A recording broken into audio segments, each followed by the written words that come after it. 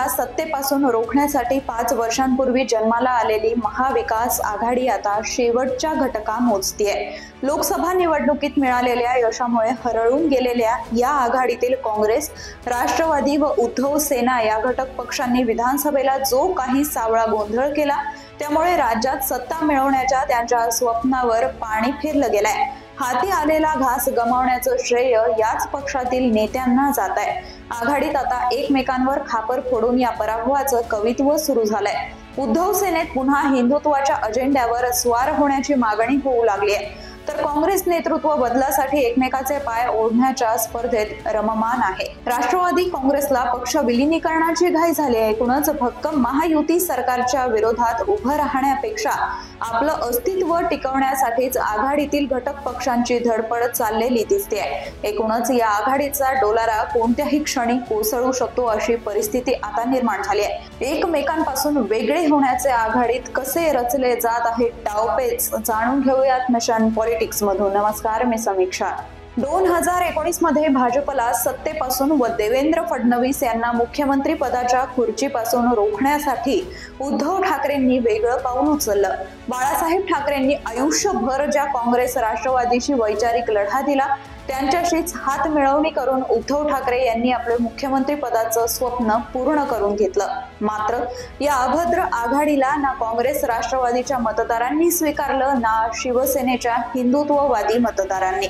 तत्कालीन स्वार्थासाठी उद्धव ठाकरेंनी उचललेलं हेच पाऊल त्यांच्या रहसास कारणीभूत ठरलंय असं म्हटलं तर वावगं ठरणार नाही। 2-2.5 वर्ष ठाकरेंच्या नेतृत्वात आघाडीनं सत्ता उपभोगली, पण त्या काळात त्यांचे काय काय हाल झाले हे उभ्या महाराष्ट्रानं पाहिलंय। त्यात कोरोनाचं महासंकट उभं राहिलं, त्यामुळे ठाकरे सरकारला फारसे काही प्रभावी काम करून दाखवता आलं नाही। अनिल देशमुख, नवाब मलिक हे त्यांचे 2 मंत्री पदावर असताना तुरुंगात गेले, त्यामुळे या सरकारची नामुष्की झाली। नंतर भाजपनं एकनाथ शिंदेंना फोडून ठाकरेंची सत्ता बरखास्त केली व पुन्हा महायुतीचं सरकार आणलं। हा झाला इतिहास। पण यानंतरही महाविकास आघाडीत बऱ्यापैकी समन्वय होता। दगाबाजी करून सत्तारूढ झालेले महायुतीचं सरकार आपण कोसळू शकतो हा आत्मविश्वास त्यांच्यात होता। शरद पवार यांच्या मार्गदर्शनाखाली ही आघाडी लोकसभेपर्यंत उत्तम काम करत होती। त्याचा फायदाही आघाडीला झाला। 48 पैकी 31 खासदार निवडून आणण्याची किमया त्यांनी केली। पण या यशामुळे जो अति आत्मविश्वास तयार झाला, त्यातच आघाडीचा घात झाला। दरम्यानच्या काळात लोकसभेच्या वेळी मुस्लिम मतदारांचे जे लांगुल चालन ठाकरेंनी केलं, त्यामुळे उरला सुरला हिंदुत्ववादी मतदारही ठाकरेंनी गमावला। लोकसभेच्या यशामुळे आघाडीतील 3ही पक्षात आपलाच मुख्यमंत्री होणार अशी हवा भरली होती, त्यामुळे ते आपल्याच मित्रपक्षांचे पाय ओढू लागले। विधानसभेच्या जागा वाटपात आघाडीचा जो असमन्वय दिसला, विशेषतः नाना पटोले व संजय राऊत यांनी जो पोरखेळ केला, तिथंच आघाडीचं पतन होणार हे दिसत होतं। निकालही तसेच लागले।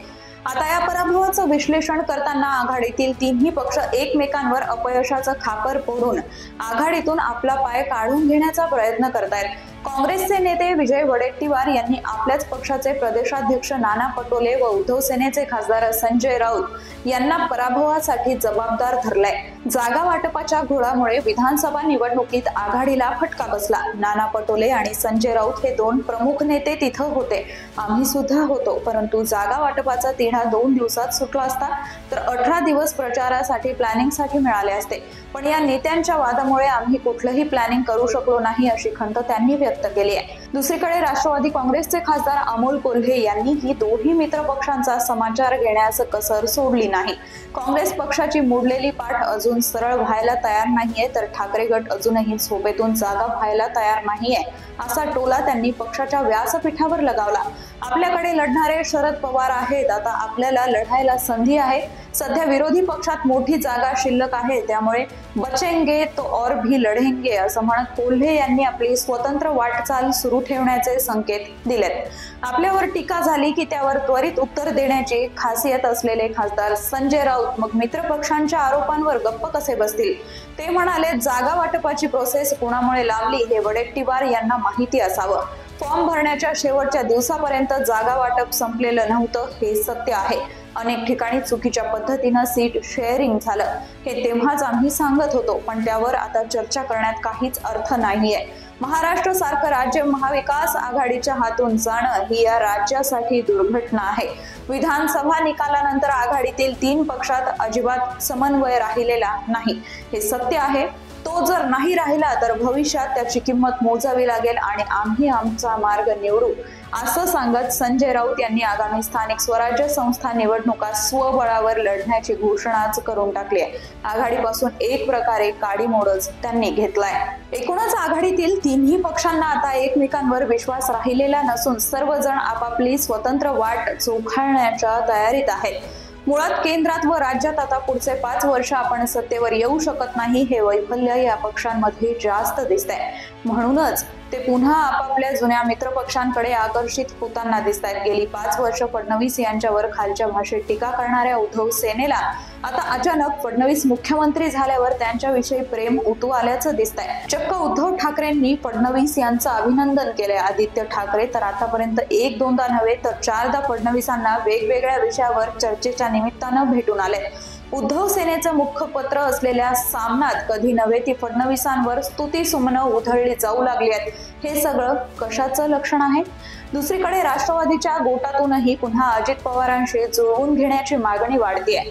झालं गेलं विसरून जावं, अजित पवारांसोबत सत्तेत चला, अशी आग्रही मागणी आमदार खासदारांनी शरद पवारांकडे लावून धरली आहे. त्यामुळे शरद पवारही पेचात पडलेत. दोन्ही मित्र पक्षांच्या या वागणुकीत बदल झाल्यामुळेच काँग्रेस नेते आता उघड मित्र पक्षांविरोधात बोलू लागलेत.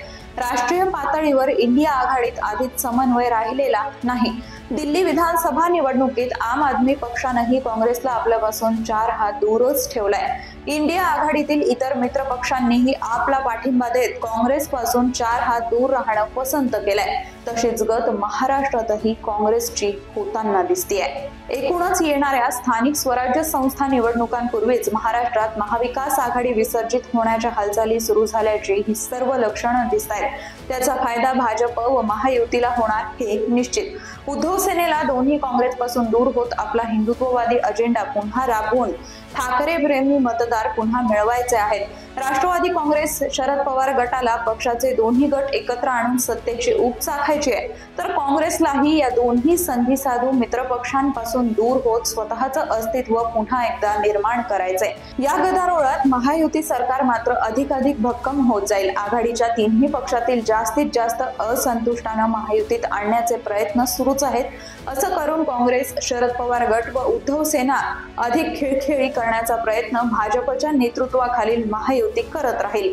त्यामुळे पुढच्या विधानसभेपर्यंत महाविकास आघाडीचं अस्तित्व कायम राहील का, याविषयी शंका व्यक्त केली जात आहे. तुम्हाला याबाबत काय वाटतं? आम्हाला कमेंटमधून जरूर कळवा.